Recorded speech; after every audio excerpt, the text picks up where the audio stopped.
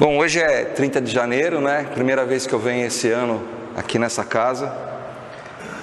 Nunca é tarde para desejar para todo mundo, não só um bom ano, né? Mas vidas e vidas boas. Porque às vezes a gente fala, desejo 2014, tudo de bom para vocês, tá? E se começar 2015, você não vai desejar a mesma coisa para mim? Então, que todo mundo seja muito feliz, que a gente possa vivenciar o amor de Deus todos os dias da nossa vida, porque o caminho ao lado do Cristo é maravilhoso. Então, independente de qualquer coisa, dos problemas, das dificuldades, se a gente souber encarar, nós vamos ser sempre felizes. E nós viemos para ser felizes. O tema de hoje é Vida Futura, capítulo 2 do Evangelho. E é um dia que eu fui num velório, num enterro. Tive a oportunidade de ir, faleceu a mãe de um sócio meu numa empresa. E aí você se depara com a dor, com o medo, com as inseguranças. Independente da religião que a pessoa tenha, mas é sempre um momento muito difícil. Porque por mais que a gente esteja na doutrina espírita, que a gente acredita na reencarnação, que a gente acredita na N possibilidades que a gente tem de voltar aqui, de ir progredindo, a gente sempre tem medo desse momento.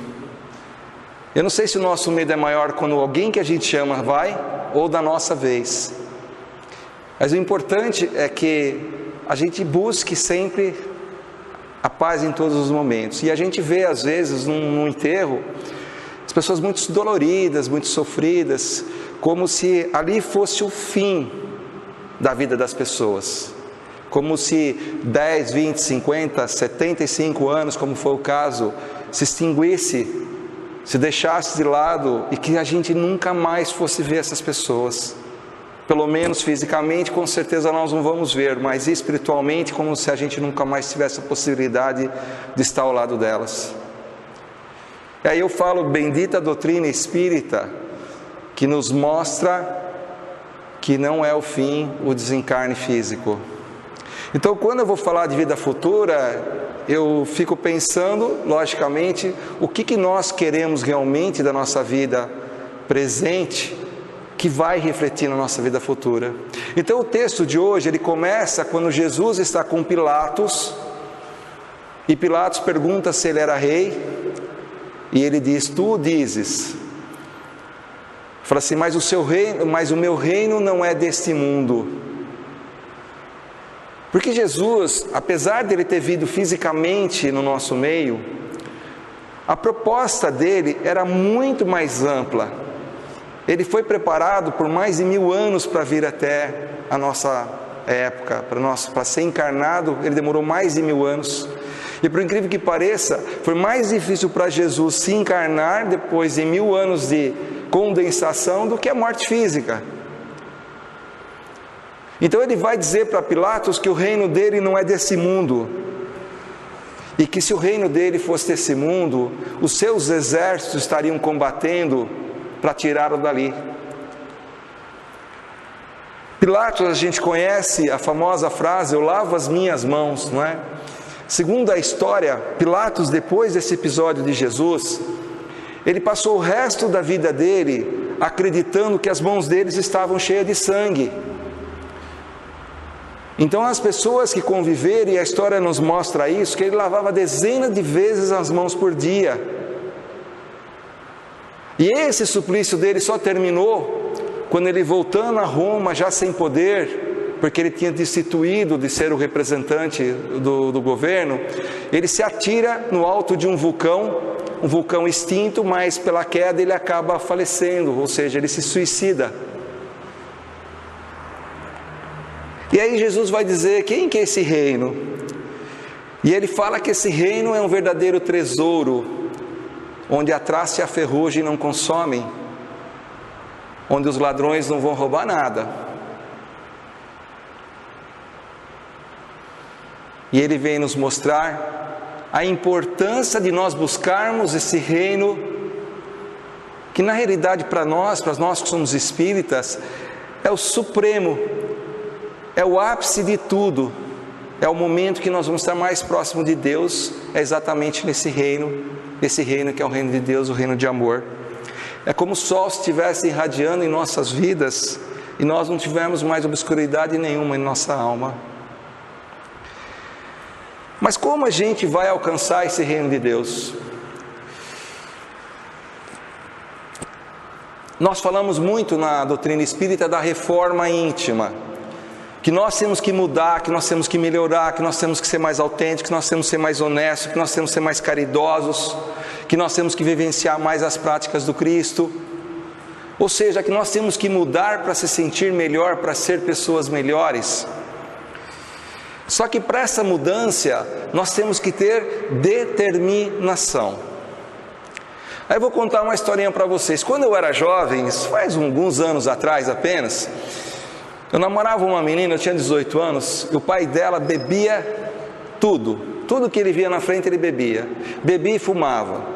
Já tinha ido diversos médicos, os médicos falaram que a situação dele era crítica, e ela tinha, na época que a gente estava namorando, eles já eram 6 filhos, e a mulher dele, já com 42 anos, estava esperando o 7º filho, e ele foi no médico, a criança estava no ventre com 5 meses mais ou menos.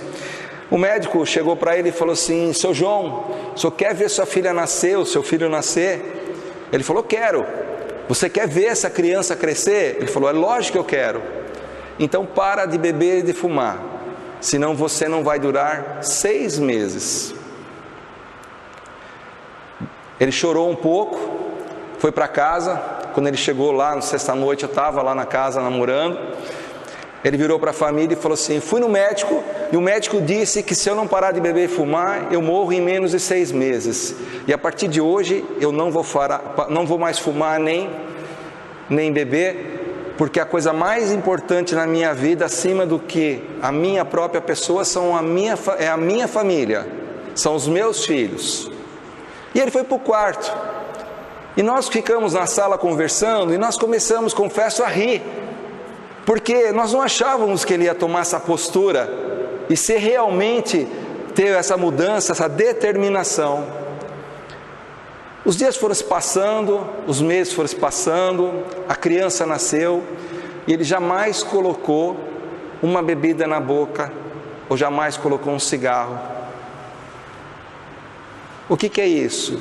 Ele se sentiu motivado a mudar. Ele dentro dele gerou um ideal maior, que para ele era o suficiente para que esse sacrifício de deixar de fumar, deixar de beber, vícios tão antigos, 30 anos mais ou menos, era mais significativo, dava-lhe força para isso. E por que eu estou contando isso?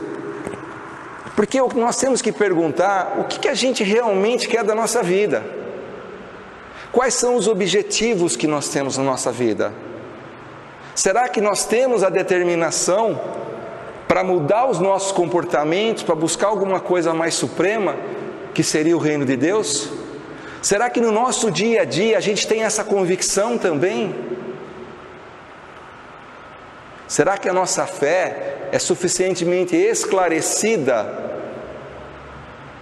que nós possamos ser confrontados pelas pessoas e mesmo assim continuarmos firmes nesse caminho? Quanto tempo será que nós dedicamos diariamente para o nosso esclarecimento? Dizem que essa semana está passando uma novela da Globo, que é a semana final, né? Então o pessoal fica lá 1 hora, 1h30. Será que durante o dia nós dedicamos 1 hora, 1h30 para a nossa doutrina? Quer seja em oração, quer seja na leitura de um bom livro, ouvir um CD. Será que nós nos dedicamos a isso? Será que nós temos colocado a nossa doutrina, os objetivos dela, acima de todas as coisas? Porque se é a coisa mais importante que tem na nossa vida, esse desenvolvimento espiritual, a busca do reino, sabendo que a nossa vida não termina aqui, que nós estamos num longo processo, num caminho bem extenso, nós não teríamos, obviamente, de colocar isso como meta na nossa vida? Não teria que ser um impulso maior para a nossa mudança interior? E por que isso não acontece? Kardec, ele fala que todos nós que estamos aqui, que estamos nos centros espíritas, assistindo palestras, nós somos verdadeiros espíritas. Aí vocês vão pensar assim, pô, mas ele falou agora que nós não estamos colocando o determinismo acima de todas as coisas, ele vem dizer que nós somos os verdadeiros espíritas. E por que eu falo isso? Porque Kardec dizia assim, que o verdadeiro espírita é aquele que hoje tenta ser um pouquinho melhor do que ontem, e amanhã vai tentar ser um pouquinho melhor do que hoje, e que luta constantemente contra as suas imperfeições e limitações. Então, se nós lutamos contra as nossas imperfeições, contra as nossas limitações, e tentamos cada dia nos aprimorar, nós podemos dizer que nós somos realmente os verdadeiros espíritas. E para isso a gente tem que estudar, a gente tem que ter conhecimento.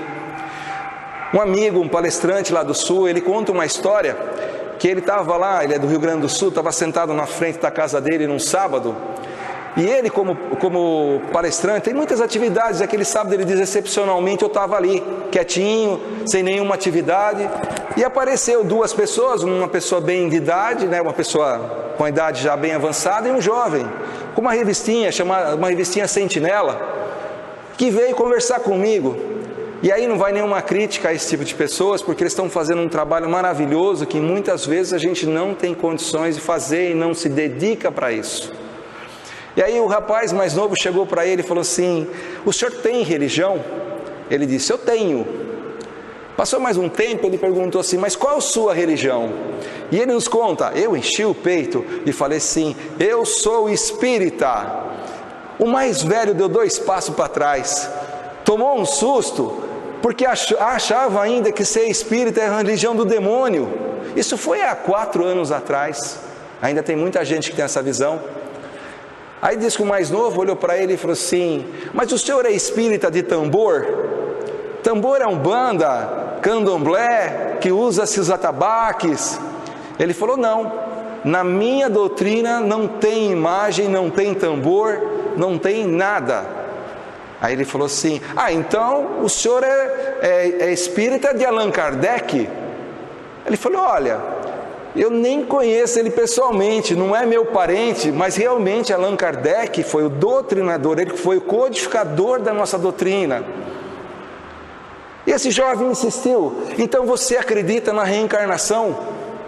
Ele falou, lógico que acredito. Aí ele falou assim, não, eu não acredito na reencarnação. O rapaz fez um silêncio, o senhor não acredita na reencarnação? Ele falou, não, eu tenho convicção na reencarnação. Eu tenho convicção que a reencarnação faz parte da lei natural. Ela existe, é um fato. E quando você fala que você tem convicção, as pessoas não duvidam. Se você fala que você acredita em alguma coisa, a pessoa vai falar, pô, posso convencê-lo a mudar de ideia. Se você fala que você tem convicção, as pessoas não duvidam. E ele falou, tá, o senhor tem convicção na doutrina, o senhor tem convicção na reencarnação? Em todos nós reencarnamos? Eles falaram, sim. Então responda uma perguntinha, Adão e Eva é reencarnação de quem?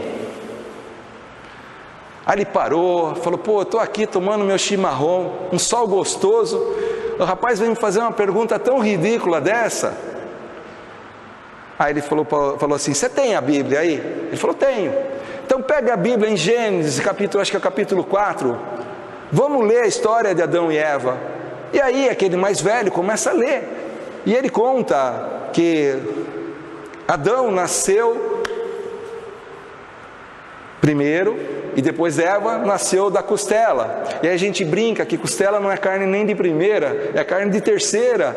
E a gente fala que por isso que o homem tem dificuldade de aturar a mulher, de engolir a mulher. Mas é brincadeira. Aí ele falou que nasceu Caim, nasceu Abel. Ele vai lendo, né? Nasceu Caim, nasceu Abel. E ele fala, tá, lê mais um pouco. Que Caim e Abel fizeram uma oferenda a Deus, e que Deus se alegrou somente da oferenda de Abel, como se Deus fizesse exceção de pessoas. Aí fala, continua. Aí ele fala que Caim, se revoltando com isso, pega um pedaço de um osso e mata Abel. Passado mais um tempo, Deus vem e pergunta, Caim, onde está seu irmão? Como se o Deus Todo-Poderoso não soubesse de onde estão todas as criaturas, todas as pessoas. Ele fala, continua. Caim saiu daquele local, foi expulso do paraíso, ele foi para uma outra cidade, casou-se, teve vários filhos. Daí ele fala, casou-se com quem? Se só tinha Caim e Abel, depois nasceu Sete, era só homem, ele casou com quem? Aí o jovem ficou pensando, isso não é simbologia? Ele falou. Aí eles resolveram ficar quietos. E se alguém perguntasse para nós que Adão e Eva é a reencarnação de quem? Será que a gente teria a capacidade de responder isso? O que é isso? É conhecimento. Aí vem a questão da doutrina espírita, da fé esclarecida, da fé raciocinada. Então, se nós queremos chegar a um objetivo, entender o que acontece na nossa vida, o que nos espera na vida futura, o que nós temos que fazer? Aprender sobre a nossa doutrina. Para nós chegarmos no reino de Deus, nós temos que estar totalmente quites com a espiritualidade. Quando a gente vem para cá, a gente promete um monte de coisa, fala, meu Deus, me deu oportunidade, a espiritualidade superior, eu vou ser mais bonzinho, vou ser mais honesto, eu não vou ofender menos as pessoas, eu vou ser mais caridoso, não vou ser tão vaidoso, egoísta, orgulhoso. E quando a gente vem aqui, a gente faz um pouquinho, sempre faz um pouquinho. Aí vamos supor que quando o Nestor veio para essa encarnação, ele devia 100 pontos para Deus. E ao longo da minha vida, eu tentei fazer coisas boas, mas eu também fiz coisas ruins, porque isso faz parte do meu estágio ainda. Então o que vai acontecer? Quando terminar a minha vida aqui, quando eu desencarnar, Deus vai olhar assim e falar, Nestor, você ainda está em débito em 98, você só reduziu 2. Vai nos dar novas oportunidades. Então quando a gente zerar essa conta, que nós vamos chegar no reino de Deus. Nem antes nem depois. Porque no reino de Deus vão as pessoas puras, os anjos celestiais, o verdadeiro reino de Deus.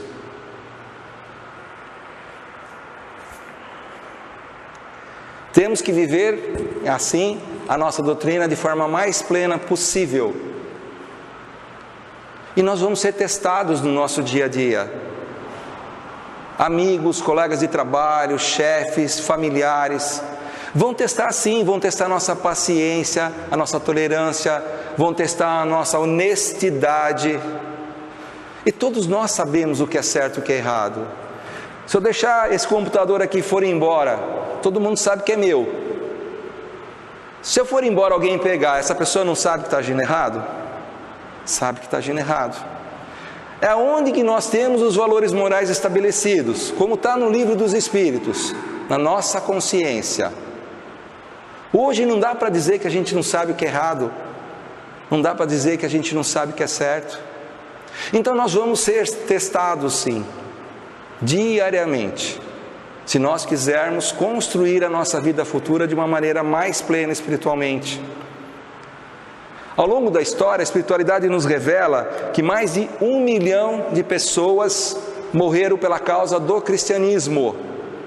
1 milhão de pessoas, a maioria anônimos, pessoas que nós nunca ouvimos falar, mas que Deus conhece cada um. Porque Deus conhece não só aquele que se entrega a vida por Ele, mas cada um que se dedica a vida por Ele. Que hoje, graças a Deus, a gente não precisa ir para uma forca, ser assassinado por defender essa causa. Hoje a civilização já está um pouquinho melhor, né? Então hoje os sacrifícios humanos em defesa dessa causa são menores.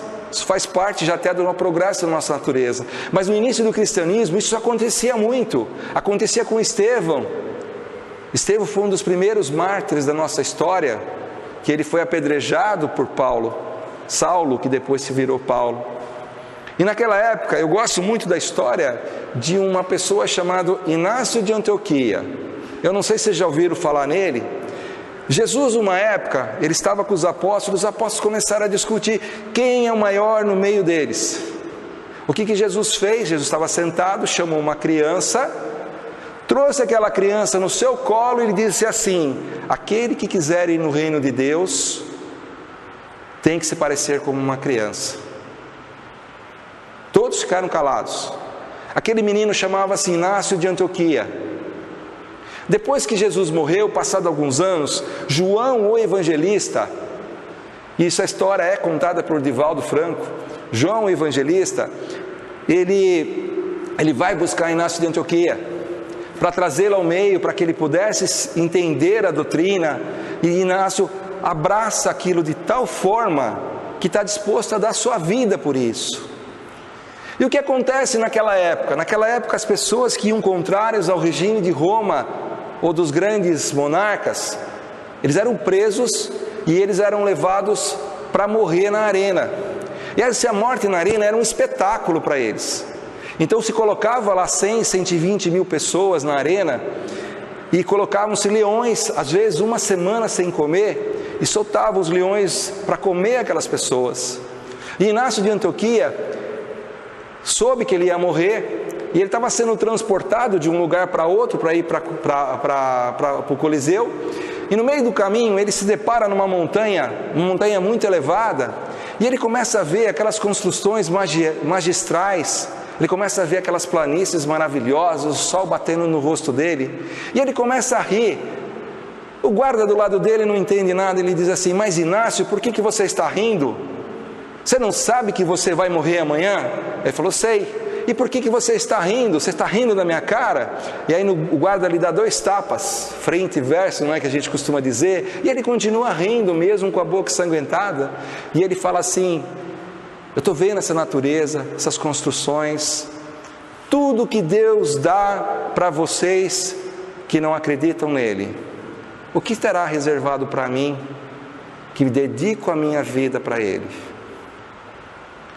No dia seguinte, no horário programado, meio-dia, arena lotada, ele mais 44 pessoas estavam dentro do Coliseu e abrem as portas para os leões saírem.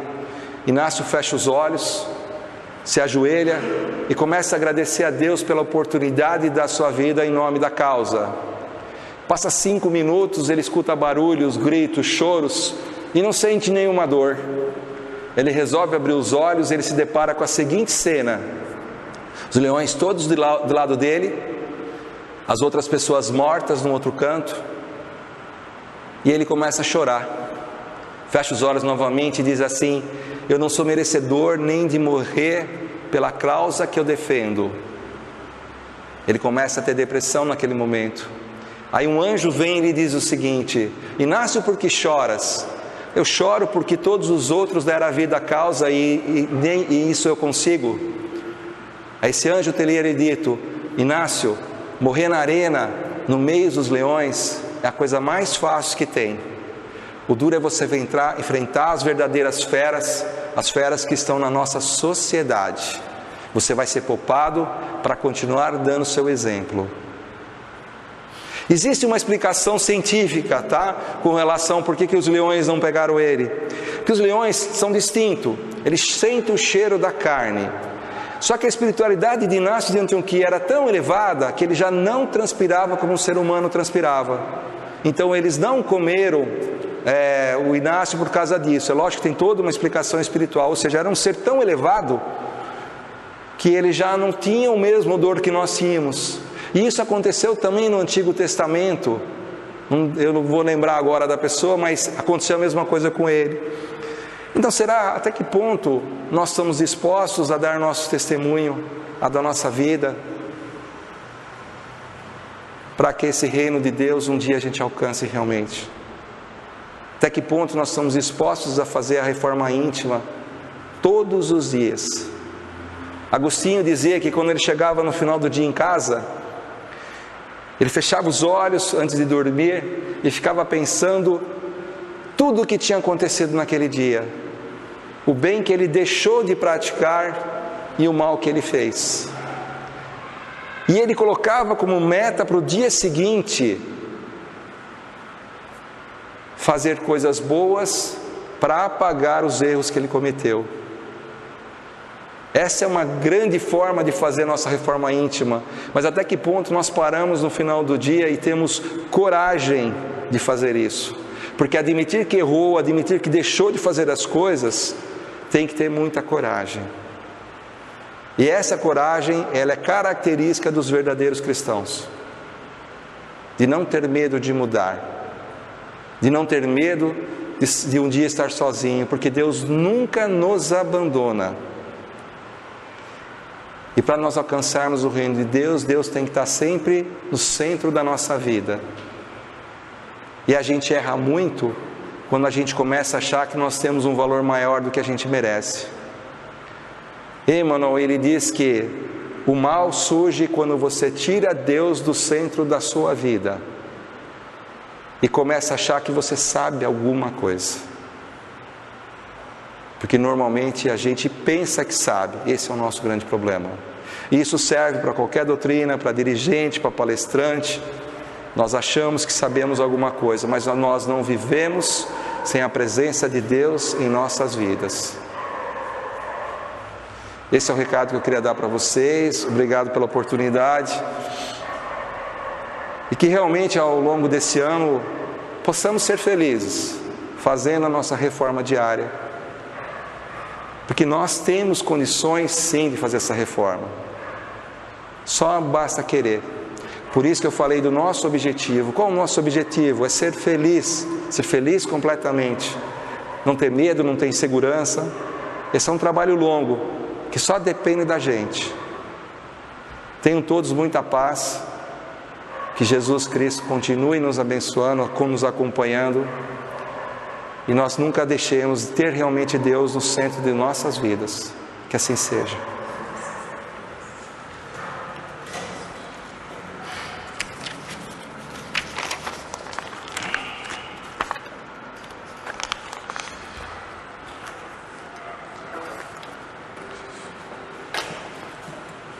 Deixa eu só passar. Deixa eu dar uma passadinha.